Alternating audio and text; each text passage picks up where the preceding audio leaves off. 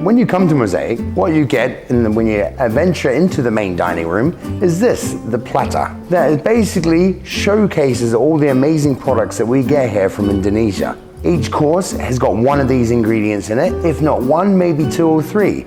So we have things like local seaweed, the root spices, turmeric, galangal, kinjor, ginger flower, or kichichang in Balinese actually, which this is super unique because you can only find this sort of size one here in Bali.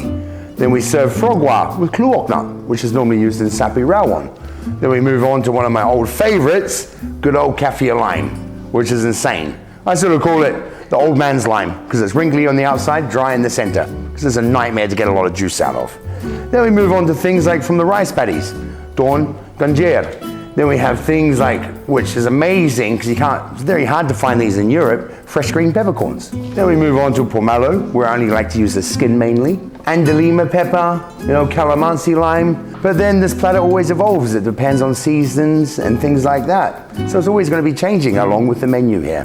Okay guys, so make sure you come here to Mosaic to experience this amazing platter of all nice seasonal ingredients from across Indonesia.